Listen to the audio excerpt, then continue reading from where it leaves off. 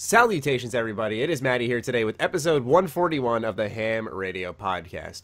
And it is me, the LoneVaultWanderer. And it's me, Karak, with ACG. And I am Nate, or a.k.a. Shinobi. All right. And we Nate, have you back. Yeah, welcome back, man. Last time you were here, we were talking E3. We were leaking stuff. We were making news articles. This time, we're doing things a bit different. It's a little more professional. You're going to be talking about your brand new studio, Wushu Studios, and we're really excited to get into that. Before that, though, just want to make everyone aware of the Patreon, as if you are a $1 donor, you get early access to the Patreon. On top of that, we also have mobile links in the description down below for Android, iPhone users, so feel free to use those if you want to listen on the go. And now, let's talk about Wushu. All right, I love the name, first of all, personally. But let's talk about the inception of Wushu, how it came to be, what the idea behind it is. So just go off, man. Ramble. Yeah. Well, thanks. First of all, thanks again for having me on. It's been too long. So, so Wushu formed back in August of last year by a few guys who used to be at Evolution Studios, before it shuttered. The studio head is his name is Alan McDermott. He was audio director for a long time on the MotorStorm series and on Drive Club. Then after that, he helped form an indie studio called Secret Sorcery. You guys might have heard of it. They worked on a PSVR game called Tethered, which shipped in 2016, I believe, the end of 2016. And after that, so what happened was, PSVR was kind of in its infancy. Oculus and VR platforms were still kind of fresh at the time. They still kind of are. I mean, they're still growing. So Tethered, even though it was received really well, it was kind of commercially challenging to keep on going that route. So Alan felt that there was a good opportunity there to kind of move back into mainstream console games. So he got in touch with some former colleagues of his, which another one is Nigel Kershaw. He's our design director. He has a ton of experience. He's been in the industry for over 30 years, back from the Ocean Software days. He was game director on MotorStorm, Pacific Rift, which I loved. And our art director, Stuart Trevor, he was also at Evolution Studios for a long time, and he's worked at a bunch of different places, doing projects for companies like Nintendo and Sega and Atlas, and he's really talented in art direction and trailer production, motion capture, things like that. So we have a really good, triple-headed, leadership at Wushu, and we're there's a lot of us are based around the world. We're not all just located in Liverpool. That's that's where the headquarters is. But we all work together. We got a good groove going. We want to do something new, do something fresh. So we're working on a sci-fi IP, and I think it's going to be a really unique take on it, and not what you'd expect from a team with that kind of history, because a lot of people, we kind of made that real clear from our first press release that, it's not a racing game, it's not a driving game, we want to do something new. So, we had a prototype going since September of last year, and it's coming along really, really well. We're going to GDC in March, going to meet with a lot of publishers. There's a lot of interested partners already. So that's a really good sign, yeah. We got a good groove going. So we're going to be sharing more on the game, really soon, and hope everyone's excited to see more from us. So absolutely. I got to ask how this is for you, because I know you and I have been in contact over the past couple of years, and there's a lot of job changes. Are you still doing like Shinobi Speaks, or is this like your new gig? This is my full-time thing now. Obviously Shinobi Speaks was kind of on the side for me. It was just a little fun kind of personal blog that I kind of just jot down my thoughts, and I still do that time to time. I just did put out something last week, so cool. I'll still keep that going. But yeah, this is definitely a full-time thing, and there's about 11 of us right now at Wushu, so we definitely are going to keep growing, and I'm really excited to grow alongside the studio too. So I'm in it for the long haul. So awesome. Yeah, I'm real pumped, man. It's been a dream for me, honestly. Yeah. We've talked in the past, and it's been a dream for me to work in games. So to finally have the opportunity and just kind of flex that creativity that I feel like I've always had, it's really exciting. So I'm pumped to finally be out there like this. So yeah. So sci-fi. I know you love your Mass Effect. So yes. Did that play a little factor? Definitely. So I joined the team at the beginning of this month is when I officially started. We were in talks back in December, and when I kind of got the game pitch and heard what they're doing, they showed me things, and I was like, hell yeah, I'm on board. Yeah, like you said, I love Mass Effect. In fact, one of our lead artists, he worked on Motorstorm Studios as well, so he already knows the guys. But he also worked on Mass Effect 3, and he's been on Anthem for the past 5 years, and he's now joined us. Wow. Cool. Yeah, and so he's our senior artist, and he's doing some amazing things. And obviously for me, I'm giddy just seeing his work. So yeah, I love it, man. Having an awesome time. So can you specify at all anything about this game? I'm assuming not, but what type of game it is? I want to, honestly, but the thing is, it's up to me, but we're kind of early in it. We have a prototype set.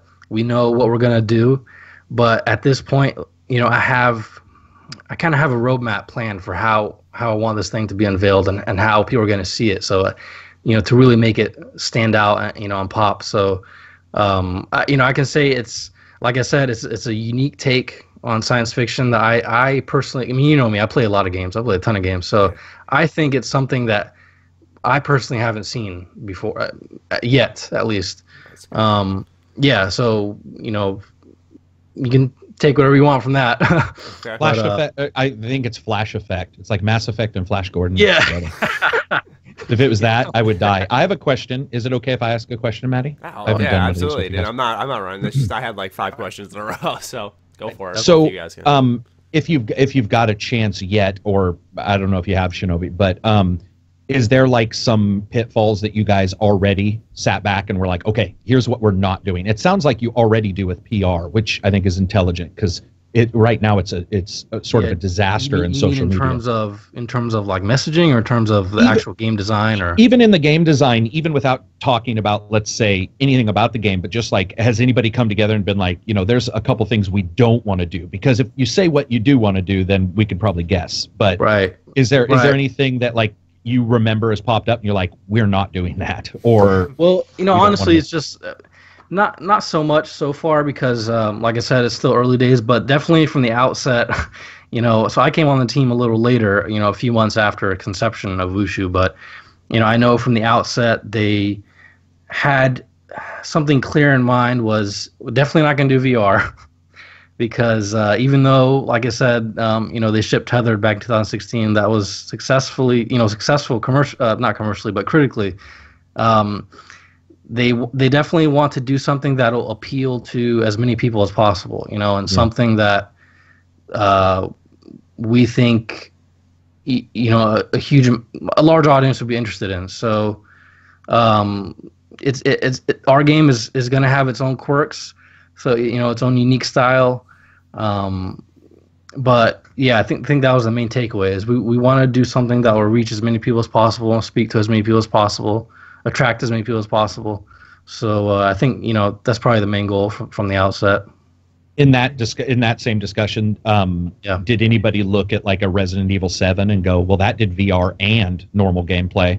Or was it like VR no right from the start? Like, I understand critical success versus commercial. Yeah. One is cool, the other actually keeps you in business. Yeah, so. I mean, we've talked about that, and we'd love to, implement VR in that kind of way, but also, we're a much smaller team. Yeah, right. Capcom's huge, so they have that they have that reach and those resources to to be able to do something like that. But regardless, I think there's something a lot of people are going to be interested in. So I'm pumped to finally show more stuff. Hopefully in the near future, next few months. Can I ask from my side? I'm really interested to know. Yeah, I know the name Wushu, but why did you pick that name? Why Wushu Studios?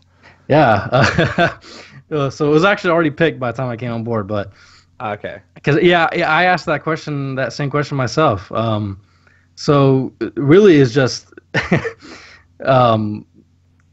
it's kind of just, it has that ring to it. We wanted something that was simple, something that was catchy, something that people remember. And Wushu kind of has a a group of super ninja ring to it. Yeah, so absolutely. So we've already whenever we kind of revealed ourselves publicly about a little over a week ago, the reception was crazy. It was really good. And a lot of people were commenting saying, "Dude, I love that. I love the studio name. I love the logo. I love seeing that." So it was a good choice, I think. So yeah. Yeah, I mean, you guys seem to be already garnering some attention. Like most, I guess when you see that initial launch, it's usually like it's either like you rise up, you catch some attention, or it's like it just flops. Yeah. But you guys seem to have grabbed some attention. Did that catch you off guard a little bit, or were you like, we got this right? So it was something. So I was a part of that. Planning that that reveal. So I wanted the reach to be as wide as possible, and for as many people as possible to see that, hey, there's new independent studio forming. We got a lot of talent on board. Working on so and so. So hopefully you guys will be excited. So I was kind of in charge of putting that together, reaching out to as many people as possible. And just, I mean, right now I'm kind of blown away. I think we're almost about 3,500 followers on Twitter. And just to see that kind of blew me away, because we haven't even unveiled the game yet. And there's already that kind of interest. So I was super happy to see that.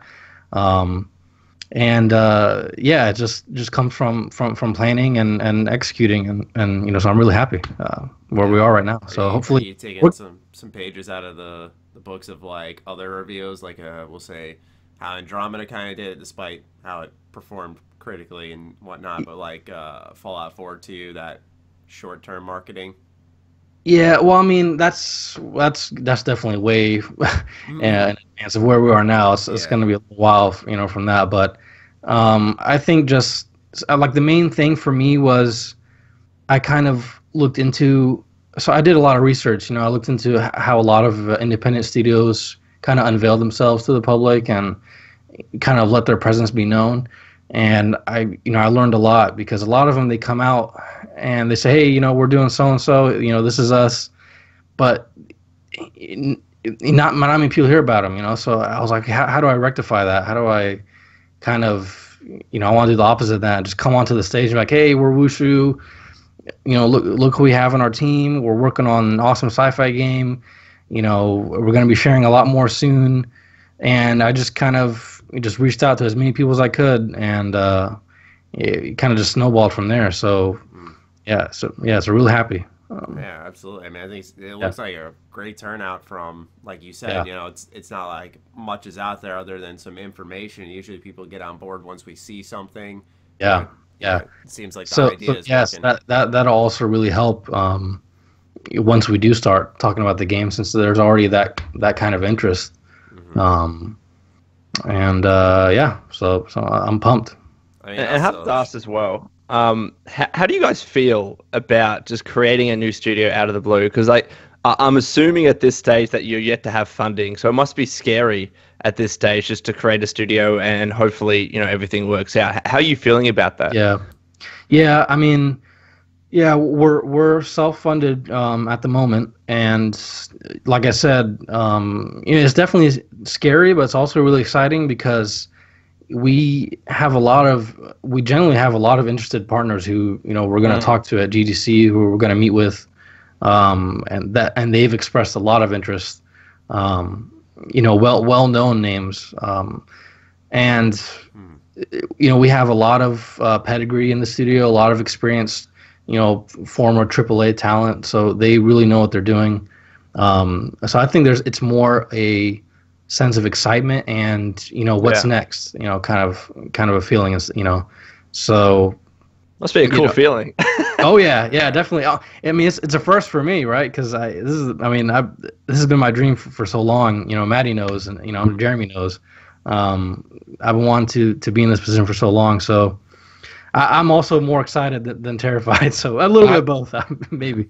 I wanted him so much that I actually I wanted him in the industry so bad I actually mistook his news for somebody else's, and so I'm like, "Congratulations on your job," and he's all, and Shinobi's like, "What the fuck are you talking about?" I'm all, what do you mean?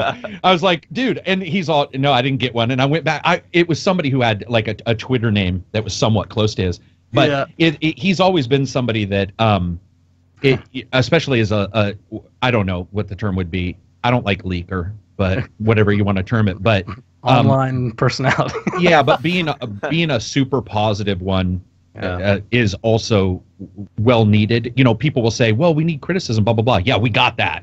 Like I think the internet's got that shit handled. So it's cool to see somebody who's so into games show that there is also another way to get into the games industry, because I think that it's confusing for a lot of people. It's like, well, how do I get in? What do I do? And it's like, well, sometimes you know what you do. You have a really good can-do fucking attitude, and you go out there and you cover some shit, and that can work for you. Yeah. And it can get you into what I consider a far more interesting level, which is where Nate is right now, which is a smaller studio starting versus, EA. Yeah. Nothing against EA, but suddenly he's working with 6,000 other people, and his name is just a tax ID. And I think that's very cool. It's funny you bring that up, Jeremy, because that was actually, I actually had, not to disclose too much, but I had a few offers from some larger companies, and there was some logistical issues. They wanted me to move and things like that, which I couldn't do at the time. So there was that too. But like you said, like this kind of opportunity to be part of something that will grow and kind of have my mark on the studio, instead of just, like you said, just getting shuffled in line and just becoming another gear in the machine. Having that tangible presence from the beginning, and helping to shape the studio and shape the culture around it, and how we operate and things like that. That was really enticing for me. So that was another aspect. I was like, hell yeah, I'm game. And yeah, about the positivity, like you said, there's already enough criticism, more than enough. So games to me are just, they're things that should be celebrated. There hundreds and thousands of people, just pour their souls into making games for people to enjoy. So, I want to be a part of that. So, I'm just really excited. I'm so happy that it finally happened, and really can't wait to finally just start putting the game out there. So. It's also cool because you, as positive as you are and stuff, it's sort of cool because you can take some of that knowledge and, I'm going to be honest, maybe help some developers who don't know when to shut up. Yeah. Sometimes you want to be like, dude, you need a mute button on your Twitter. I've done it too. So is Matty. So is Lone, where you're like, I probably shouldn't have.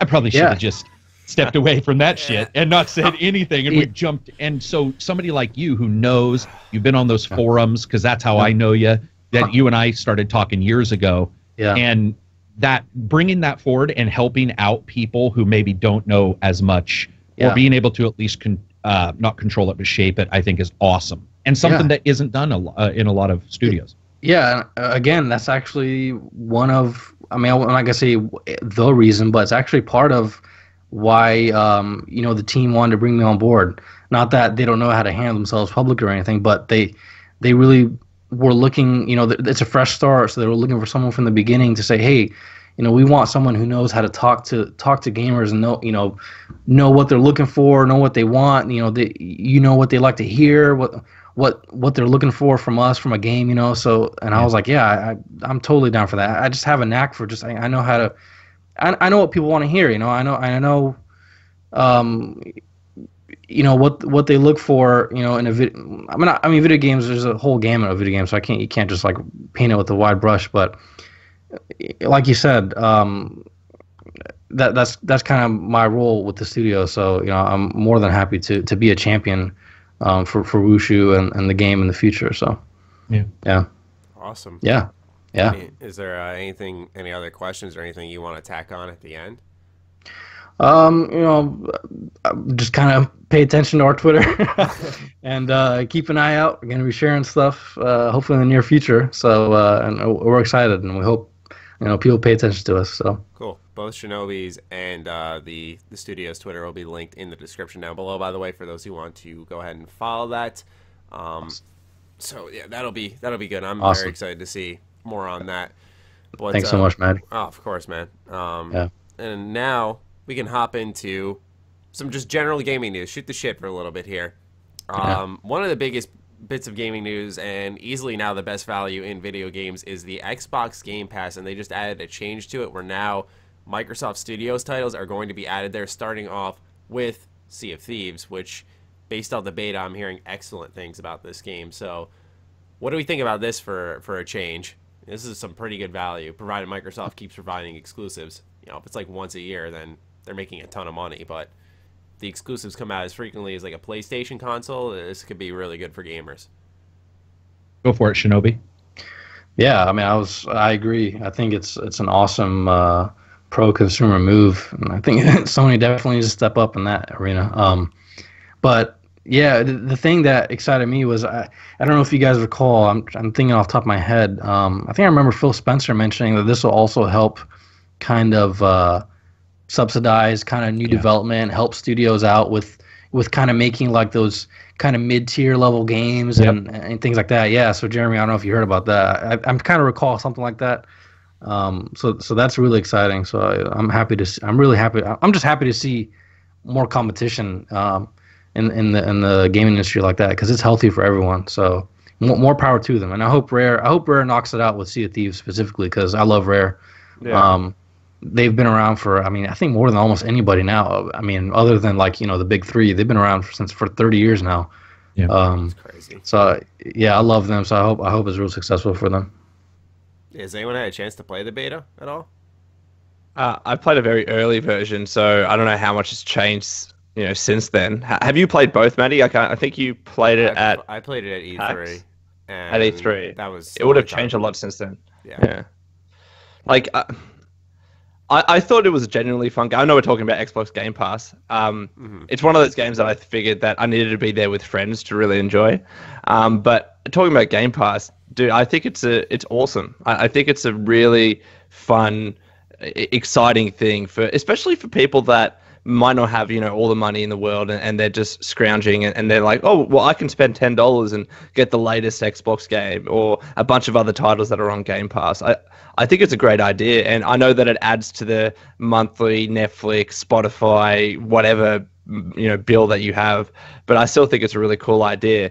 And it just I don't know how many new IPs or exclusive games that Xbox are going to be releasing every year on it, but the fact that you might get a Halo and that you're going to have Sea of Thieves and you're probably going to get a Forza, I think it's a great thing. I think it'll be most useful come like the fall when there's a bunch of launches, at least presumably. I mean, Microsoft was practically invisible last year for most of its exclusives, but when it came to maybe this year in the fall where we get maybe 3 big titles, some people can just spend $10 or $20 in the course of 2 months and have access to all those games. So, I can guarantee you, like, their E3... Well, I'm not going to guarantee, but I can assume that their E3 conference is going something along the lines of, here's a new game, it's coming out on Game Pass. Here's a new game, it's coming out on Game Pass. And they'll keep kicking it out of the park with that. And by the end of it, you'll have, like... What was it last year? It was 40-plus titles. Now, not all of them were exclusive, mind you. But if they were to get, even anywhere from 10 to 20 titles coming out on Game Pass that are pretty big, from the mid-tier AA to AAA category, then I think that'll be great for them. Also, Lone, did you have anything to add before I... No, go ahead, man. I was just going to say, so I agree with Lone. I agree with both these guys that like mid-tier and stuff like that is where we're actually going to see some greatness. And one of the reasons also is because if you look at the pricing, it's incredibly intelligent. Because a normal game costs you $60, and $10 a month, $120 a total year, $60 every 6 months. There will usually be an IP of some kind within that time frame that you will care about. And so what Microsoft it very intelligently says is, here's a great deal. You might want to keep it because you'll lose access to those games if you don't pay your subscription. People are like, oh, it's only $10, and they keep it. And guaranteed $10 is and you talk to anybody in business and they'll tell you this, guaranteed $10 a month is going to be better than a possible 30 every 3. It will win out every fucking time because it is guaranteed. It's just like $10, boom, you're going to do it. You're going to do it. Oh. And one of the things that people don't seem to take into account with Game Pass is that DLC and microtransactions aren't included. So that means if you get a game for $10 that's worth 60, you've already saved 50. So a person will do this. We've all done it, where you're like, well, it only cost me 10. I'll spend $5 for a shirt. And what happens is that the pricing changes from the publisher getting a big group of $60 one time and then never hearing about it again. This is another way for Microsoft. It'll be the same for Sony when they do something, Nintendo when they get off their asses and do anything. But one of these companies, they start to see this continual long tail sale, the continual long tail inclusion of these games into a service. And people go and they experience those, and there's a higher chance of them doing a DLC or a microtransaction. And there's a higher chance of them experimenting with games they would never have experimented with before. Because we've all done this. We've all said, it's free, I'll just download it. Yeah. That and $10 isn't free, and I get that because people are going to argue. I'm not saying that, but what I'm saying is people will say, it's $10, I'll look at Elix. And it's like, okay, that's a B-tier game, Piranha Bytes. You may not have got it. I'm not saying you would do this, but what happens is those people jump into these titles, and these developers get seeded into the mindset of a gamer that would never, ever, ever, ever have bought their game. It just not having done so. And that's why you have a lot of smaller developers who are really excited about it. They're like, well, fuck yeah. I mean, if we can get on there, that'd be great for us. And it helps them. And also touching on what you said, Karak, I mean, there's an old, I guess you call it a principle in business or economics, that $10 now is worth more than $10 in a month or $10 in 6 months, all right? Because once Microsoft get that money, they can invest it straight away, which is why it's so interesting to smaller developers that are under the Microsoft family that can say, you know what, like we have this continuous source of a bunch of $10 every single month, and God knows how many people they have in that service. I'm assuming it's like in the thousands now. I don't know if it's tens of thousands yet. Maybe I don't. Who knows, right? But they have that coming in every month. Just imagine what that money can be used for. You know, which studio they can invest in, what new IP that they can create. That's just going to go back into the pool and help someone else create a new game. It's just like this continuous source of investment. That again, it's a great idea. I also think it's very cool, like you just said about 10 now versus 10 later. One of the crazy things is that when people are doing this and jumping into it, a Microsoft can offset and worry less about titles that maybe they wouldn't have taken a risk on before, which is what you were basically saying. So it's like, I'm not saying Scalebound wouldn't have been canceled, but these games that they're like, maybe that moment can be delayed a little bit. Because they can go, okay, it's being offset over here. Let's take an experiment. Because Microsoft, we can diss on them all we want. But if you look at some of the stuff that they've done, Ori and the Blind Forest and so forth, you're like, they've actually got some really cool shit. So I would personally rather have them release more cool shit than less. And to me, I think Game Pass is literally one of the best ways for them to start this sort of ball rolling. So my perspective, like you think, all right, they're going to do the Game Pass, they're going to roll in these Microsoft Studios titles, and you think there's going to be more because of that. More what? More games. Is that what you're saying? Like more? No, I'm saying that that Microsoft as a financial company has to cut off if, let's say, a game's not working out, like Scalebound. If they're making money in a service on the side, most companies, as long as that money is within the same group in the same tier, gaming, will be able to say, we can hold off. We were going to cancel it because there's some issues, but let's give it one more month, or let's give them this this money for some technology instead of having no other income anywhere else. I think Phil even mentioned something like that. Yeah, he did. Yeah, he in a roundabout way. Yeah. Go ahead, Matt. No, just because I'm making sure I'm properly thinking about this, because like I was wondering, and I guess it's a difference of how the money adds up at the end of the day, because I'm thinking of my example in the fall, like, okay, let's say they got Halo 6 and a new Forza game, you know, that's $60 a pop.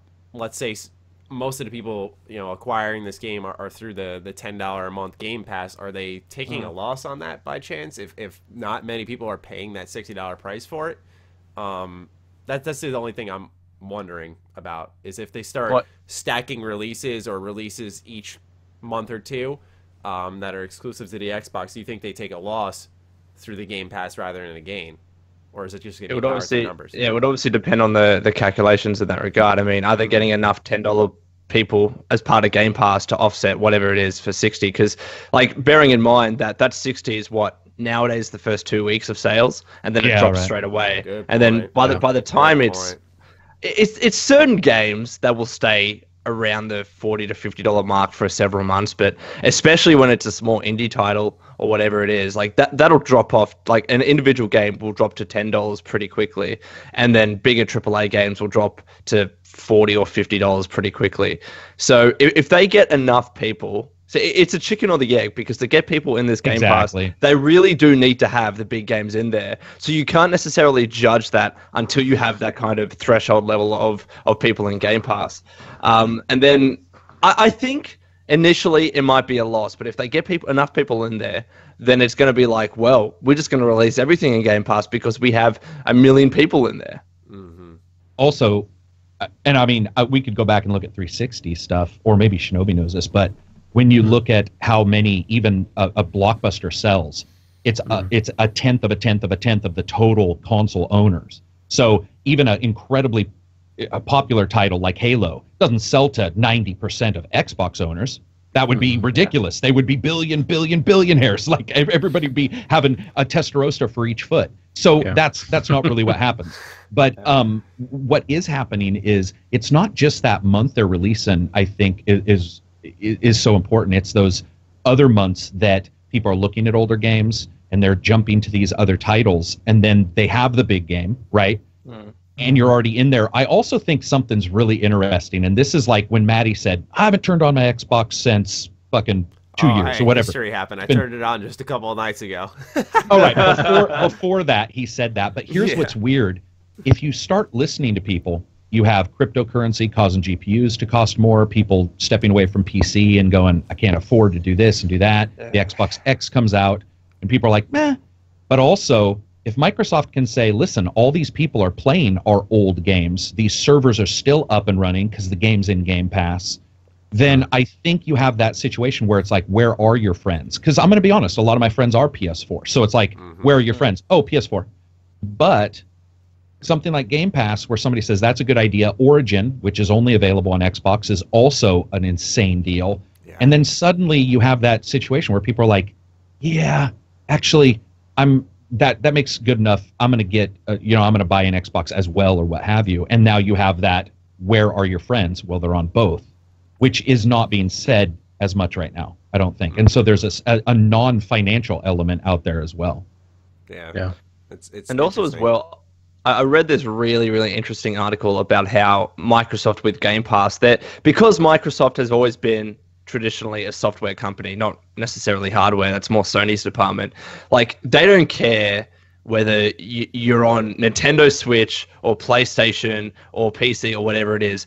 If you're buying Microsoft games, you're a Microsoft consumer. Yep. So in that sense, what I'm seeing with Game Pass is that they don't necessarily care, whether you're just purchasing the big AAA titles and that's it, or you're spending a bunch of money on Microsoft games. Like, they just want to have you as a continuous customer, no matter what you're playing. And when you have Game Pass there, it's like, all right, if we can get one person to stay in Game Pass for a year, that's $120. Let's say that, right? Because it's $10 a month, right? Yeah. And what would be on average the average Microsoft consumer spending on Microsoft games? I mean, it could be that the average person might get 3 or 4 games a year at full price. They might get 1 game a year. So if on average that balances out to a bigger amount then they're making this is a more profitable venture for them. But again, like, Game Pass needs to reach that threshold level where they have enough consumers in there to actually justify it. And I think with Halo and with Forza, they will definitely get there.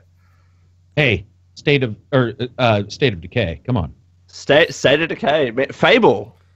Yeah, it's pretty crazy. Like they're definitely turning it up. Now we just, like I said, we just need Nintendo to realize what Virtual Console means, and we could have a race. I mean, we saw during E3 in 2017, and a lot of titles that caught my eye throughout that show were all indie. So it's like the idea of those being packaged into this program perhaps would be really neat. I was also thinking, because you brought up like how earlier, oh, it's free, or oh, it's it's $10 a month, let's just dive into it. It works so well because my friend and I, when we went on Xbox, we wanted to play Gigantic. I love Gigantic, but it's a completely dead game now. We waited like 10 minutes for a match and no one was on, so we were like, fuck, we're already on Xbox, let's download something. So we go to the free games and we see, what's it called, The Adventures of Van Helsing 3. This is online co-op, kind of crummy Diablo game, Diablo-style game, sorry.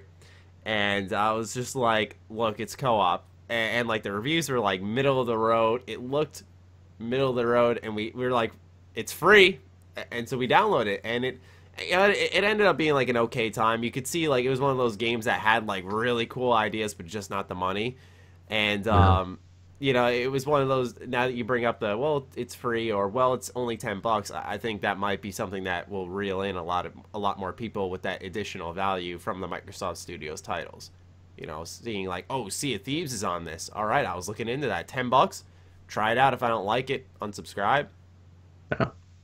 It's also interesting, like, would we ever see, because third-party titles can be on there too. Would we ever see a title that like is on Game Pass and still has live servers for Xbox but doesn't for PS4 because there's not enough people? Like, will Game Pass keep some of these titles alive, like a Gigantic, where just because people are jumping in and testing out some of these titles? It's going to be, like Lone said though, it'll be a while before we get like some tipping point.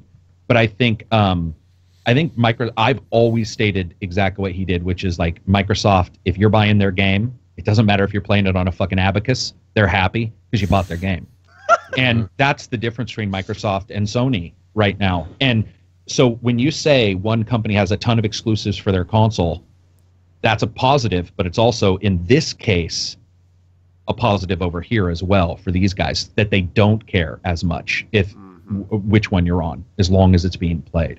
And I think it's cool, man. It's so consumer forward. We need more of this. We don't need any more PSN nows. We don't need shit services. By the way, is PSN up again? It was down down earlier. Monster Hunter came out and it was like, you were going to shut down PSN. You don't need it. And DV Fighters. And I was just like, my collector's edition just literally when I was walking into my room to start this up came in the mail. I'm like, yes, I'm going to play online with my friends, and I'm read online that the fucking PSN servers are down. I'm like, fuck you. What's online mean? Well, we don't know. It doesn't matter. Turn it off. Dude, that's one thing that I got to give Microsoft credit for is they have made some real positive changes. Like, I was impressed with the UI. The download speeds are tremendous. My wireless internet is not very good, but I was getting really good download speeds on my Xbox wirelessly, where my PS4, it's like, it's terrible sometimes.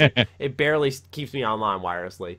And so that's one thing, like, Xbox Live really doesn't have any issues, or PSN, it's always something. Like, it's either like I sign on and it says like there's a network error, or that my wire isn't properly functioning, but yet it is on any other device. It's like something with their network and their servers just is, I'm sorry, I gotta say, it's trash though. It's very cheap. And like you said, with PSN Now or PS Now, like a live streaming backwards compatibility service on those servers, it's awful. I've always said that PS Now is like one of the most anti-consumer things ever. It's so fucking high priced.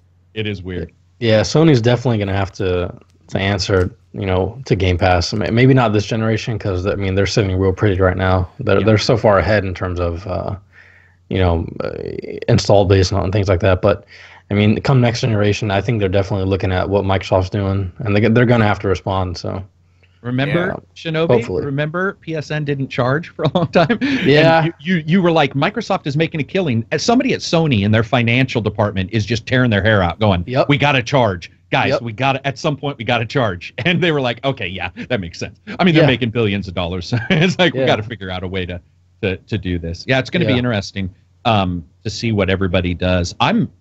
To be honest, I still truly believe this. I just want to see this push even a Nintendo more. We talk about Sony, but it's like I consider Nintendo really dropping the ball on various little elements for consumers for Switch.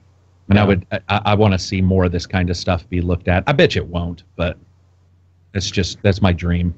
We'll hope. Yeah. Virtual console. Regardless, so it's great news for everybody. This Xbox Game Pass change. I said when it first launched, this is like, the best value. It will change gaming, and they're continuing to do so. So we'll see how it develops. And now let's talk about some reports coming out that Anthem, which is supposed to be a fall 2018 title, might be delayed. This came from Kotaku. It was a very extensive report. But the end note here is there might be a delay into spring of 2019. Are we surprised? Do we think this is a good choice? The reason they did do this, by the way, I should mention, I think this is the most important point, personally, is that the delay happened because they think it's a do-or-die situation, a make-or-break situation for BioWare, and if they don't get this right, they're done. So I'm very curious to hear what you guys think. It is currently just a report. Just a report. Kotaku usually, I'm not going to say they always get it right because I can't say that usually. for certain, but usually I don't remember them. I don't remember the last time ever they've come out with like a report like that, whether it was No Man's Sky, Destiny, Fallout 4, all that stuff, and I have actually been wrong. So I'm going to trust this is real. Jason Schreier usually has really good sources, so I would trust him. Yeah, sources good enough that other YouTubers just read his articles. Did you guys see his Twitter? Man, he was mad about that yesterday. So a big channel was just reading his articles as their own news, I guess. Yeah. When we look at this, I don't think anybody's surprised, right? That it's delayed. I'm not in the aspect that the game is in trouble or anything, but I think both BioWare and EA, Andrew Wilson and Patrick Sutherland and all them, I think they know that there's so much riding on this game. I mean, from what I've heard over the years, EA has put so many resources into Anthem. The budget's huge, so it really has to be a hit. And I think they're looking at the obstacles that Bungie is running into with Destiny 2 and things like that, and they're going to take their sweet time, and I'm all for it. I hope they take as much time as they need, because I think Anthem looks freaking phenomenal, at least just from last E3. And I've always loved BioWare. They've had some missteps here and there, but for the most part, they've always delivered games I've absolutely loved.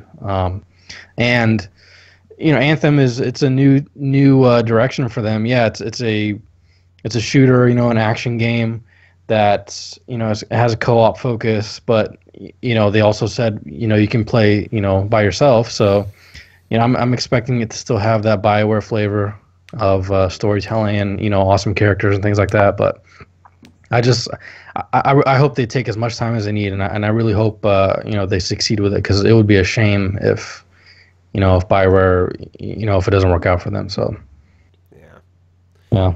I mean, I know. Actually, I'm not too sure what your thoughts on Andromeda are, but I know we think differently on Inquisition. Where for me, the past two games from BioWare have been not too pleasant experiences. Yeah. Where with Anthem, I'm not necessarily holding my breath, but I would certainly never want them to go under, because like Karak, they've made many of my favorite games of all time. Way back, like KOTOR. I love Jade Empire now. I played that for the first time just last year, and that's one of my favorites now. So it's like, it would just be awful to see a studio like that go. So I really do hope they take their time. I'm hopeful. I mean, honestly, like, to be 100% honest, I'm hopeful for it. I think it's going to be good. Because of the team that's behind it. The Edmonton team, they still have a lot of the a lot of the old school vets are still there. Casey Hudson's back, kind of steering the ship, which, I trust him a lot. And, Jonathan Warner, game director, I've talked with him, personally, and he's an awesome guy, really talented. So I think it's going to be good. They have, new, some vets from other studios, places like Naughty Dog and things like that are doing a lot of work on Anthem. So I'm not pessimistic. I think it's going to be good, but we'll see. So I'm hopeful. What about you guys? Yeah.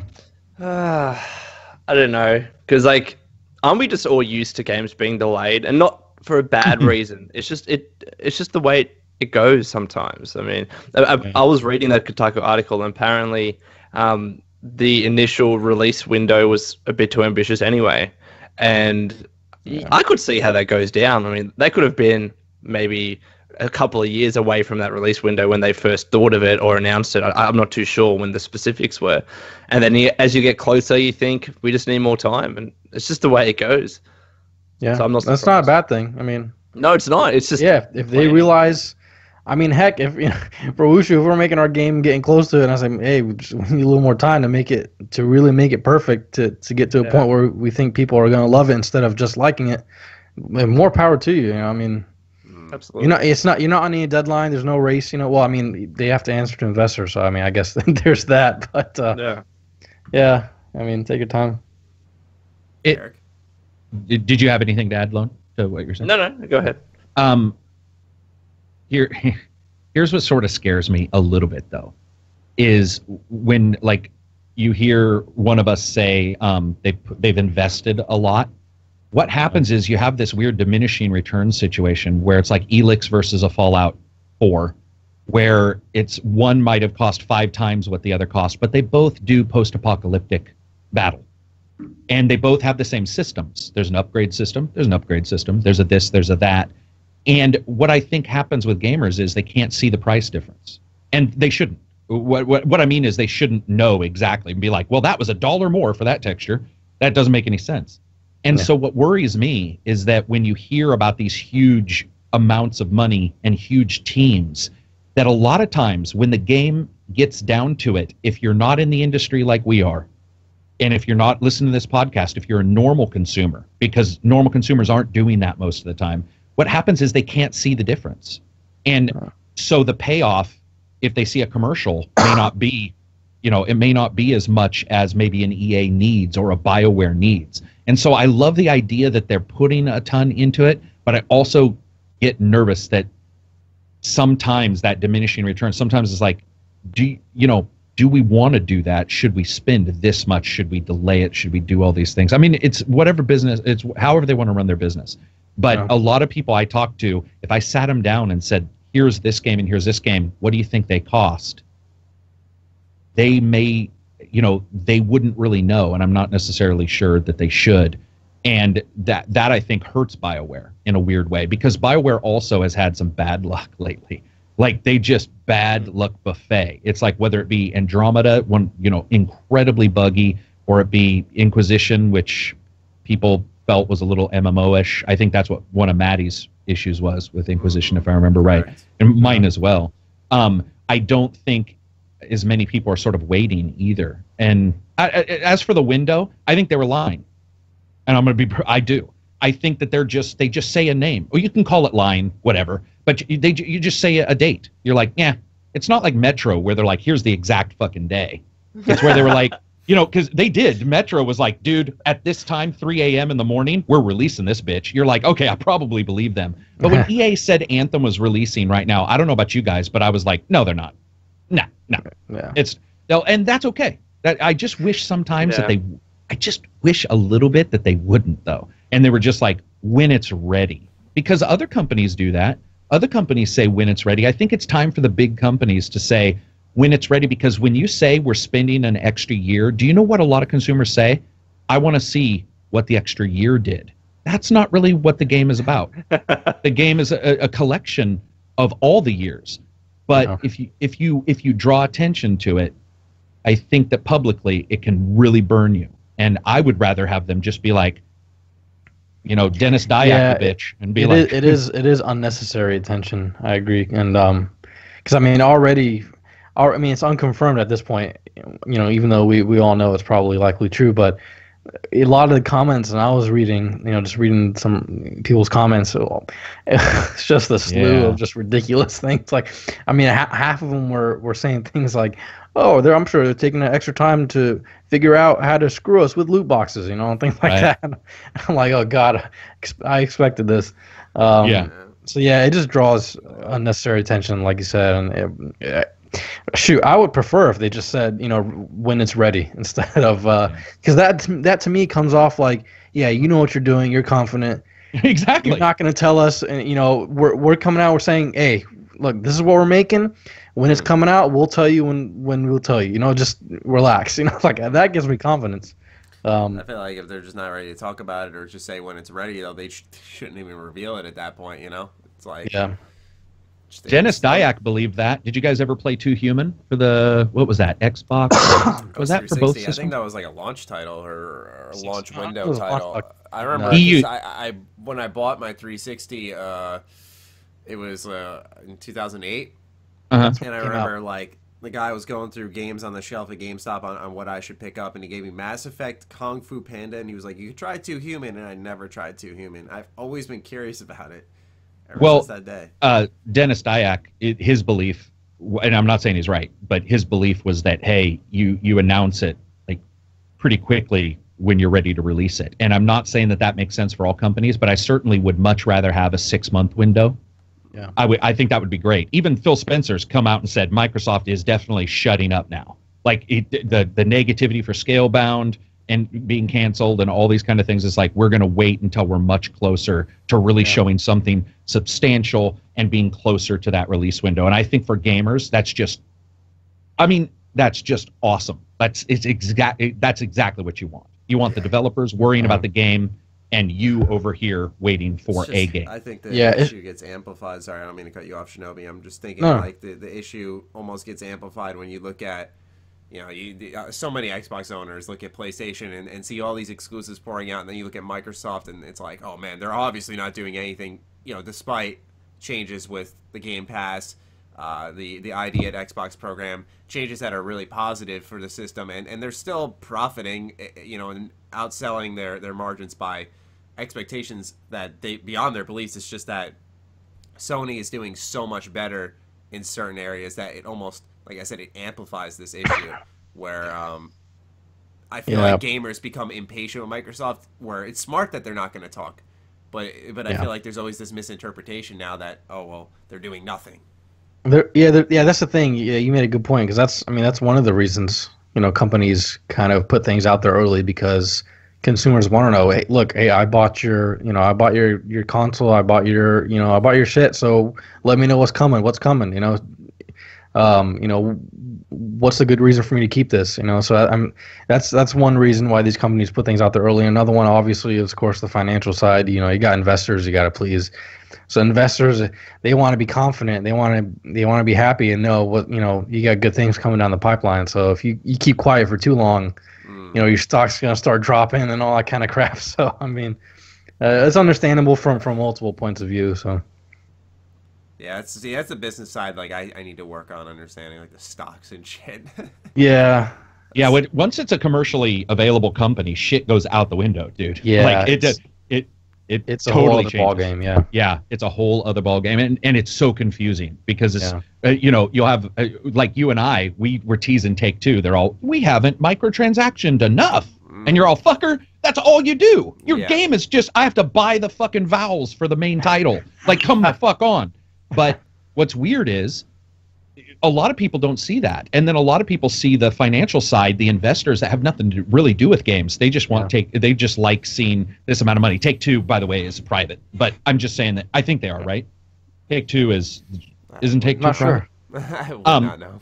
But you get these situations where the investors become invested in the subject matter itself, and sometimes I wish they wouldn't. It's like, and they're really behind the scenes a lot of time. I mean, a lot of most of the public have no idea about that aspect of the business. So a lot of these decisions might come off, they'll be real confused by it, so. Exactly. I mean, and how many leaks have been caused for you, Shinobi? How many leaks have been IP or morning meetings at a company, a business meeting, where like you'll see it. Somebody will be like, during EA said that they had a big third-person shooter, and then everybody's like, "Whoa, really?" And they jump into it because of some financial meeting, and you're like, "That wasn't even a game announcement? How the fuck?" And it's crazy. Yeah, it's crazy how you built yourself up, man. Like, it's just it's insane. It's like a huge step at a time. Yeah. I mean, even now, sometimes I think about it. I'm like, how the hell did I get where I am now? It's insane. It's completely. I'm trying to figure when. So I'm trying to figure when did you first meet Shinobi, Matty? When or start talking to him? Oh man, definitely at least a couple years. Yeah, it's been a couple of years, absolutely. I think I started following you around like pre-Fallout 4, like 2014. Was that what it was? Yeah, because like I was looking for any inside information I could find, and I was trying my hardest. So in the mere mention of Fallout 4, he's like, "Huh? Yeah, exactly. He's got that Fallout 4 meter sniffing around." That's how Matty and I got to know each other, because he said something nice about my review. But what's weird is Matty also loves the game that Shinobi and I played no HUD and loved, which was Far Cry Primal. Oh. Matty could spend hours telling you how much he loves Far Cry Primal. Yeah. Go ahead, Matty. I like to highlight that Karak converted my whole patron Discord, and everyone was like, I fucking love Primal. I come in, I'm like, where am I? Yeah, I saw your post. You're like, what the hell is I'm going like, this on? Is my safe space, man. This is where I go to hide from the world, man. What's happening in here? This is where I go for people to agree with me and stuff, and that's this shit. Come on, man. How many caveman games do we get? Yeah, how many caveman games? Exactly. Because what I hated was I started thinking to myself, was it that bad? Or am I just like hating it because of Karak now? Yeah, probably a little of both. But it wasn't the greatest game in the world. I mean, I could see why people would dislike it. Yeah, I disliked Hardline and you liked it, and I don't think it's the most terrible game in the world. It happens. It's pretty terrible. That's the beauty of games, man. There's something. It might be for someone, might not be for someone else. And there's absolutely nothing wrong with that. Yeah, nothing at all. Just that everyone lives in their own bubble where they're like, "Hey, you should like what I like," and their ego becomes attached to their opinion. Yeah, and it's just like, whoa, really? Like, you're taking that serious. I'm not attacking you. I'm talking about your game. I got to be honest. Like, I'll say that I'm guilty when I really like a game. I'll like look for reviews, hoping that other people think the same. Like when I loved Rabbids, I was like, I hope I see reviews that people really love this game, because it's kind of like I don't know what the word is. Maybe deflating when you really like a game. You hope that it does well, and you hope people love it. So when you see really negative reviews about a game you loved, it's not the nicest feeling in the world. But there's a difference between that and then going to... I think of it like studio success. Like, I think Dishonored 2 is an example that comes to mind, or Watch Dogs 2. Like, those are games that I really enjoyed, and I know both of them had their issues. Dishonored 2 more at launch. But I was, when I saw them underselling, it wasn't like I was attached to the product or my opinion on it. I was just like, oh man, like I kind of wanted that to succeed business-wise. Because you want more, So I want more. Exactly. So, I mean, and technically we got more Dishonored, which kind of surprised me because it was really fucking good. I'm sure. I think that was probably in the works, probably even before Dishonored 2 shipped. I'm sure. I'd imagine so. It was a quality game, though. Love that game. Yep. Yeah. And last, I figured we'd talk a little bit about Monster Hunter World and DB Fighters, whether we played it or not. I think Karak's the only one here who's played all of them, but we'll just talk about the games in general because they're two pretty big launches this week. So Karak especially loves DBZ, especially. Yeah, I did like that game. I don't know what to say, man. Maybe don't talk about DB Fighters too much. Let's talk a little bit about Monster Hunter World. What do you think of this game? I fucking love it, man. Really? I thought it was awesome. Yeah. So Karak, have you played the series before? Or is this your? I did reach back and start playing them. I had played like the originals like a long time ago, and then sort of got out of it, and I don't even know if I even really knew what it was at the time. It might have been one of those it's cheap, kind of situations. But and then went back and played some prior to this coming in because I was like I should bone up and sort of see like what's what, so I can talk to long-term people. But the fact is that personally, I think it's just one of those titles that has a bump at the starting, and a lot of people just won't understand. There's a complexity there in the gameplay loops in a grindy game that does well that aren't in games that grind that don't do well. And one of the things about the gameplay mechanics in Monster Hunter is they're so interconnected. It's like this armor has a skill which then allows me to fight this one bad guy, but we're all accustomed to games where you sell your old armor. Let's be honest. I mean, you don't want to carry it around, right? You're like, what the fuck? I don't want this. But that game, almost every bit of armor may matter because it may have a special skill or it may have a bonus for an element. Yeah, and I'm hearing you talk now, and I'm like, oh, I don't know if that's for me because that's something. Yeah, I definitely have to get used to something like that. Yeah, it is a different style game, and it is based on MMOs though. If you understand an MMO and you're okay with that, you'll probably be okay with this because it's the same thing. It's go into a place, grinding out some enemies. But their battle system is far closer to a Dark Souls. I know people are going to get mad, but that's the best comparison. Okay, Surge. We'll call it Surge. But any of those comparing games. everything to Dark Souls. Exactly. It's the Dark Souls of... No. I saw a tweet about that today. Someone was like, get better with your description. Stop comparing it to Dark Souls. Yeah, I think I saw that too. Yeah. What's the issue? Like, I don't understand. I mean, I don't get the problem either. It's just like, okay, here is difficult game A, and then just use that as a terms of comparison or a description. I don't see the issue with it whatsoever. Has anybody bought it? So Maddie bought Monster Hunter. Nah, not me. Not me. I've never played the series, but this one, because I'm a big narrative guy. I love a good core narrative in my games. So I mean, it's not the main thing for me. It's I'm really big on that. So the fact that this one kind of, at least from what I've read, is the first in the series to kind of have a legitimate story mode definitely piqued my interest. So that's why I was interested. But I don't know, hearing you talk about the mechanics and the systems, I'm like, I don't know if it's for me. It's there's nothing wrong with just that, one of those games. Yeah, it's just one of those games that's really complex, and it just has so many things matching up together. And then Dark Souls style combat, and we can call it Dark Souls whatever, but looking for openings. And one of the first things you have to learn is like a big weapon. You don't want to use it right away. We've seen that before, where you're looking for an opening. But in this game, it's quite different. There'll be an enemy that has 3 openings in a move. They have like an opening that if you hit them, you'll do some damage. You have an opening that if you hit them, you might break something off. And then you have an opening that will just do a ton of damage, might stun them. And you have to watch like 50 things, especially in the more difficult enemies, and go, okay, where am I health-wise? I'm just going to hit him because I just want to kill him. Or you're like, oh, no, I need his tail. I'm going to break this off.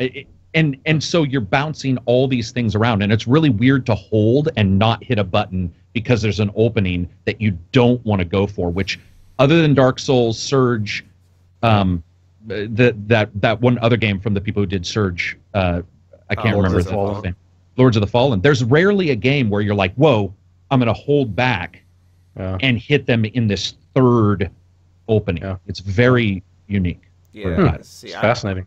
I with Monster Hunter games, like I played Freedom. I loved Freedom, but I was like really young where I think I just thought it was a cool game and nothing more. Like it wasn't like I was obsessed with the boss fight-esque nature of the series. I tried 3 Ultimate, and that's when I learned that like controls play a huge factor in my enjoyment. Like it's insane that I might end up not liking a game if it controls poorly. And not that 3 Ultimate did, but when you're playing on a tiny 3DS, like just the way you had to work the camera and fight, it was just way too cramped.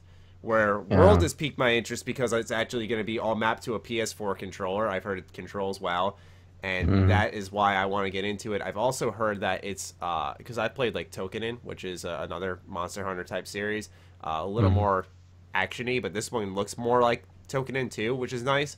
But what I was getting at is that one issue I've always had with Monster Hunter series is that they're grindy in the way where you're going back and repeating missions constantly. And I've heard that World dials that back, which I like. I don't mind repeating a couple missions to, get that, make my time feel well spent and get that one piece of armor that I was, I might have missed in the previous mission or something like that. But like in Tokenin, you got to fight the same boss like 20 times, and it's all RNG. It gets really frustrating, and it's completely unappealing, and the game loses its sizzle fast because of that. Where I've heard World rewards your time, which I think is so key in a Monster Hunter game. So That's why I'm pretty interested in it right now. Because I remember, Karak, you said, and I thought it would go the same way, that these reviews might be, you know, like one person will love it, say like this is it. Some people will be like, eh. And they're all across the board from what I've seen. Everyone loves this game. Yeah, it's doing really well. I'm pretty sure, I think on the last podcast that I was on, we were talking about it, and I was like, oh, I'm sure some people will really love it and some will hate it. I did my review, and I was like, here we go. Like, what are people going to say? And then I looked, and it was like fucking Metacritic for like 95 or something. Yeah. I'm like, It's whoa, performing what insanely well. Yeah. It's at 91 now, but yeah. It's at 91. That's really high for a game that's that complex, that some people have never had experience with, you know, so they might jump into. And I think it does do a good job with the story, like Shinobi said, where there's a bit of a story. That's awesome. It's not great at all, but at least something that's there, you know. Yeah, something for me to chew on. That's all I need. Lone, have you played Monster Hunters at all? It doesn't sound like you're into them at all. Just too grindy. You piqued my interest with Dragon Ball FighterZ, but that's fine. Oh yeah, dude, that game, sweet. I am definitely picking that up because I've always been a huge DBZ fan. I mean, to the point, like, you know, back in the 90s, and I was in middle school. I would run home from the bus. It'd be right around that 5 o'clock time in the afternoon, new DBZ episode, and I would just sprint home, you know, to watch it. And so I've always been a DBZ fan. I just, you know, I've watched all the episodes, you know, multiple times each. So just seeing something that, I mean, looks like the show, like you're playing the show. It legitimately does, doesn't it? It really does. I was going to say, I was the same as you. I was watching the show in the morning. Really accessible, you know, the movesets, and, you know, they've made it accessible to as many people as possible. So I love that. Because in fact, you know, that's what I love, for example, about NetherRealm games. You know, I literally just beat Injustice 2 today, which I loved. Awesome so game. Good. Yeah, I love NetherRealm. So I mean, I love fighters that are kind of more accessible for you know, for kind of not casual, but maybe less able fighting players. So and this one again has a story mode, so that's definitely definitely plus. I can't. Too. It's awesome. Actually, I mean, we're still in January, and we already have so many awesome games. I mean, 2018 looks like it's going to be a repeat of last year, which is awesome. So. Yeah. What were you going to say, Lone, about Dragon Ball? You were saying something. No, I was just saying that it was similar to Shinobi in the sense that I would watch Dragon Ball Z, like, but we had it running in the mornings before school, and it was so annoying because it was like it starts at 7:30 or something, and then I had to leave to catch the bus at like 7:45, 7:50 before the episode ended. Pissed me off. But no, I'm in love with Dragon Ball Z, and I love Dragon Ball Super as well. This game just looks straight out of the anime, and I think my favorite Dragon Ball Fighter game is, I think like most people, Tenkaichi 2. I think that's the good one. I love that one. So. Yeah, dude, like and everyone does, right? But I have always wanted this kind of it's 2D, but you know, 2D/3D fighting game that I only wish that there were, and I understand why there's not. I do wish there were some more characters in there, and it's kind of weird to me how I thought it would just be Goku, but then you have Super Saiyan Goku, and then you have Super Saiyan God Goku, and then you have Black Goku. Like, I don't know why it's split up that way. Like, but whatever. Like, they want to promote the new anime, but it looks really, really good. And judging by your review, Karak, I'm definitely want to pick it up.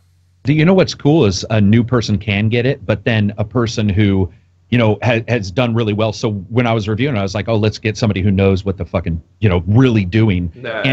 I already heard like people on YouTube, experts, you know, their Dragon Ball channel. People are like, man, this game is good. You know, I got to play it at this event, blah, blah, blah. So I brought him over and I was like, I've been doing pretty good. And I had the CPU on like 75 when I was playing. I was still beating it. And I was like, because 1 to 75, I was like, yeah, I'm doing pretty well. Fuck. Like, fuck. I swear to shit twice. I was like, this controller is no longer fucking plugged into my Xbox. This is fucking stupid. I mean, I was all, what the? And he's like, and he's talking to me about like other shit he's doing on the side. And I'm like, could you at least pretend this is fucking hard? Yeah, pretend it's hard. Pretend kicking my ass. It was like my body was made of handles. He was just like, fuck you.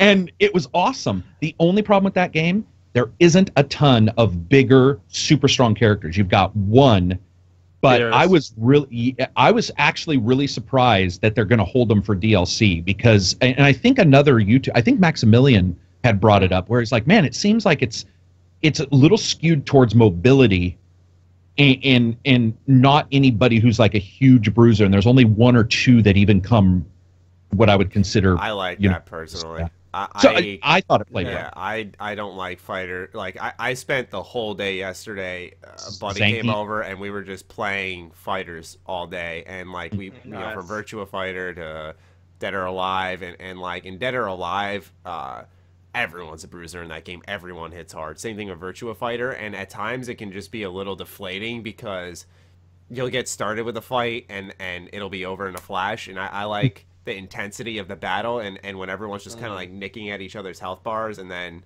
it's a really close battle. Like those are the best fights, hands down. Yeah. You know, no one likes a blowout. So that's good news for me personally. So who are the bruisers? I'm assuming it's like Android 16. Android is 16. Nappa is probably somewhat, but I would, in all honesty, if you were to ask me, I would just say Android 16 is the only one. And Wow. talking to a couple YouTubers, they were like, "Yeah, I would," and they know it more than I do. Like they're down to frame counting and stuff, which I can do a little bit. I thought Majin Buu would be one of those big bruiser characters, but no.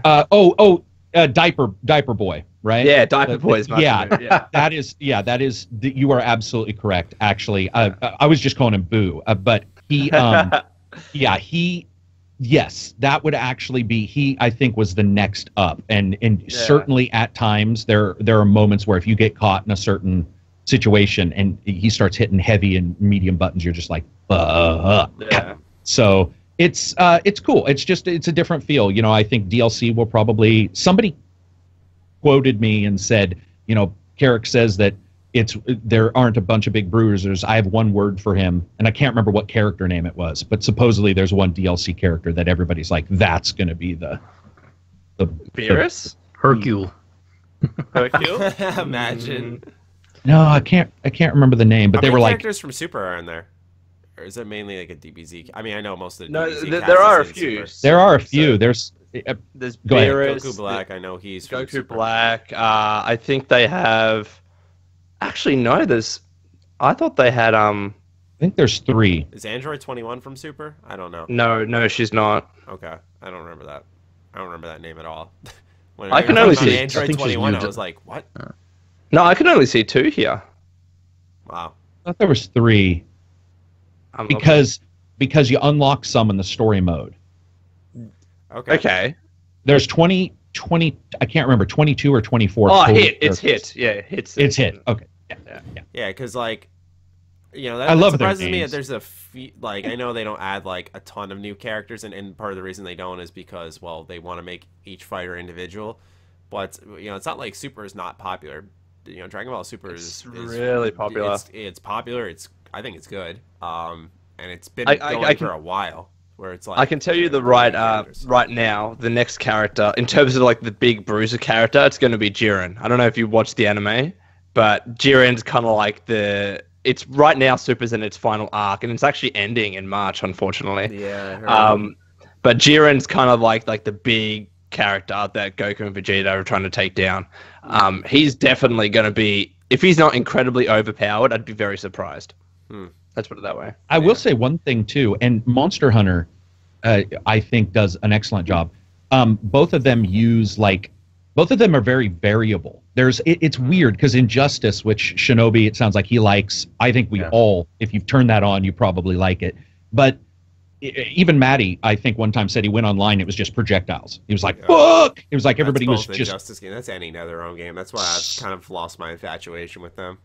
So what's cool here is that there's so much that it just seems wider than most 2D games. It's called a 2.5 for whatever reason because some special moves do the 3D thing. But there's openings that are like I'll take a hit to deliver one. Of course, we've seen that tons of times. But the way that you use the gauge and the way you burn your meter and all that stuff, it felt like there was different ways for somebody to fight with the same character. So that like if Maddie and I both sat down, sure they would have the same overall stats and stuff, but we could play them slightly different because of the way you can do things. And one of the craziest things you can do is switch out without doing a super. So you can do a combo and then say, I'm not going to do a super and then another person's super. I'm going to switch out into their super right away. And it changes the flow and makes it so like you'll get a guy who's like, my super doesn't, because there are supers that aren't that good. You're like, that's really not the best air super or whatever. But the other guy I have on my team is fucking phenomenal. And his does a ton of damage and does, you know, this kind of landing, what have you. And so you switch out. And I really liked that. And I don't know anywhere near as much as those, you know, professional fighters who are, but it was enough that even I was like, whoa, this is slick. The assist buttons are huge. It's the first time where I felt like, man, 3 people matter. It's not like one guy, I'll fight till he dies. Next guy, I'll fight till he dies. You're just like assist, fucking combo, super assist, assist. It reminds me of Dead or Alive. Like I said, I was just playing it yesterday. And it like, does. Dude, it like does. tagging in, you can... That game is fun. I've always liked Dead or Alive. I think it's got a more of a cult following than like a big fan following. But it is so much fun because it's just a heavy beat 'em up fighter, and it's like that the tag matches are the best part of the game, where you know they are. Someone is a good finisher rather than a striker. So if you have a striker, and like you get a critical stun, I think it is, and you tag someone and they just like hit them with a hard jab and they go flying and it takes out like half their health bar. It's so satisfying. But we're getting close to the time we have left, so I think we're gonna have to wrap up the show now, correct? Shinobi? Yeah, sounds good. All right, cool.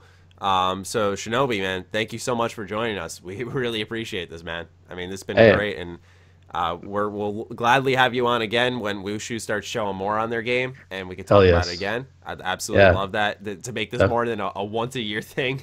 Yeah, definitely. I'm definitely down for that. I really appreciate having me on.